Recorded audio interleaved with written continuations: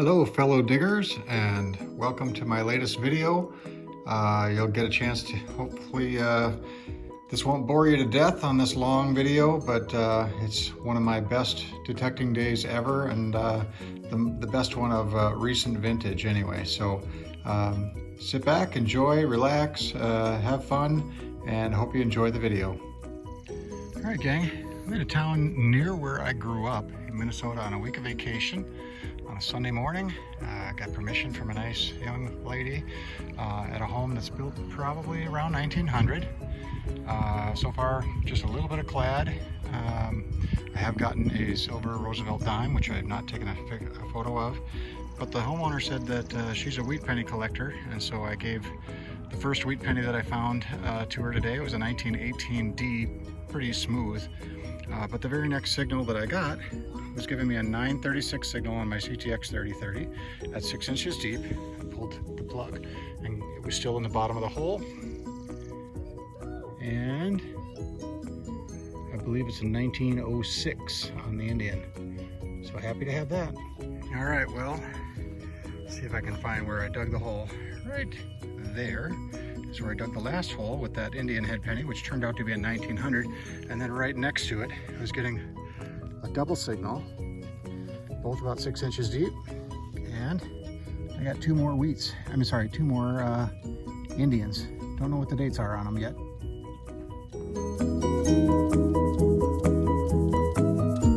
All right, the double Indian spell was right here, and less than one detector head away from that spot. I got another 1236 at 7 inches deep. Got the plug out. It was still in the bottom by a couple inches, and pulled it out. I don't even know what it is yet, but I gotta imagine it's another Indian. Yep, another Indian. The last two were 1895 and 1902.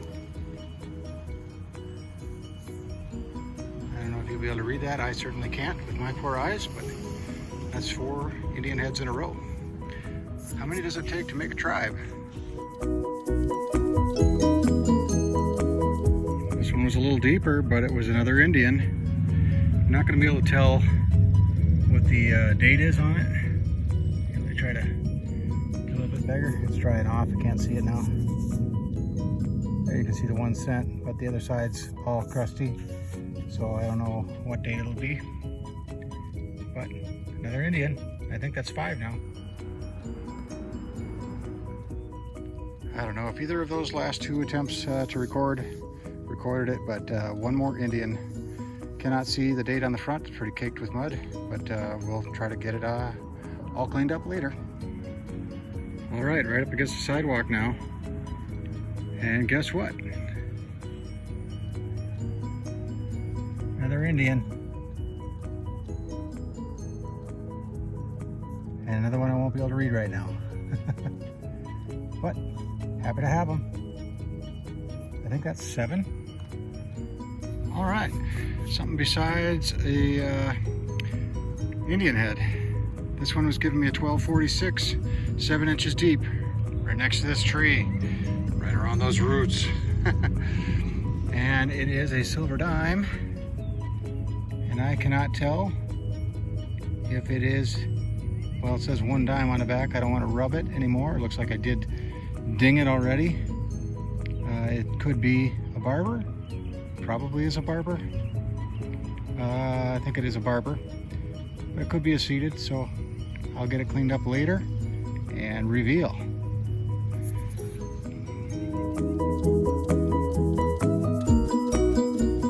Well, working my way towards the house, and got one more. Another Indian, I believe, maybe a wheat penny. Yeah, it's an Indian. Nice. I had to go get the phone for my second permission here. I already have 2 wheat pennies. And here I was getting a 1246, 7 inches deep. And I got another silver dime. And I think it's another one that says 1 dime on the back. Full of dirt on the front.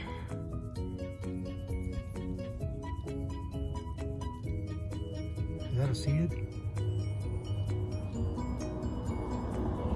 believe that's a seeded. Awesome. All right, sorry about the wind, if you hear that. But here I'm on my second permission. I have gotten a silver dime. It looks like it's a Barber and not a seeded. Here I was getting a 937, 7 inches deep. Cut a big hole and then had to get a bunch of dirt out. And I think I've got my 10th Indian of the day.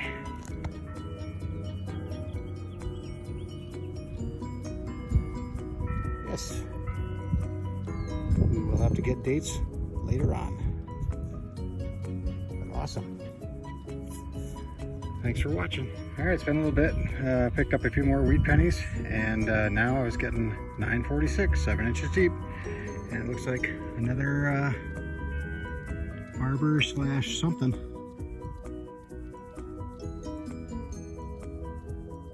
Yeah, it's gonna be another Barber. Hey, how about that? Well, looky here. Got another old shiny. The Barber. All right, this time a 1446. Said 6 inches deep. I got another shiny. Hard to see in the shadows, but I think this one is a mercury dime. All right, got one more. 1546, 6 inches deep. 6 to 7. I'm not sure what it is. It's silver. I'll rub just a little bit. Is that a rosy? I think that's a rosy. Nope, a mercury.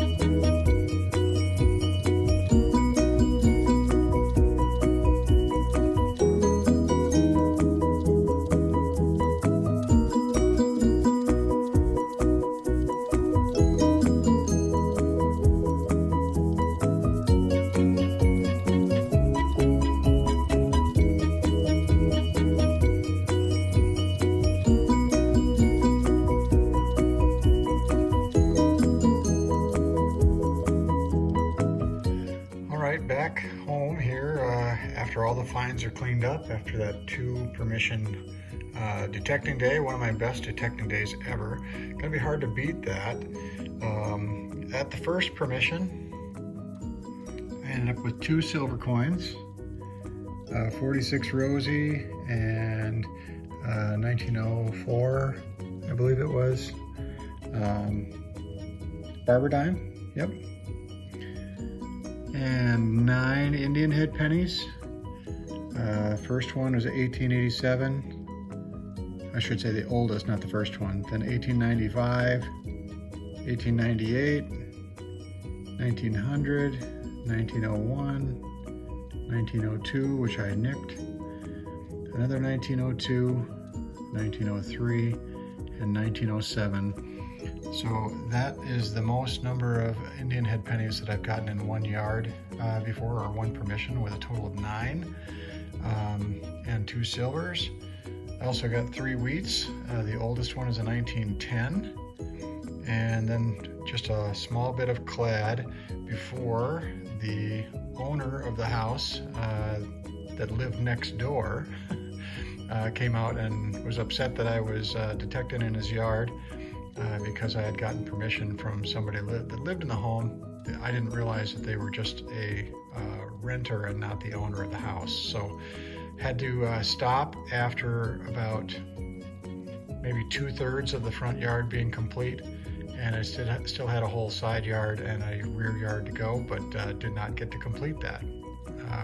Wonder what's all there, because this is a pretty good haul for 1 small front yard. Then I'll separately cut here, and we'll go to what I got for the second permission of the day. All right, with the second permission, ended up detecting at a home that was built in 1880, happened to have been the original city's mayor's home, and the current family that lives there has owned it for 37 years, and they're only the 2nd family to own that home. The original owner, mayor, passed it down through his family a couple of times apparently, but beyond that original family, this is the 2nd owner of this 1880 home. Found a lot of good stuff here. I'll start with the silvers.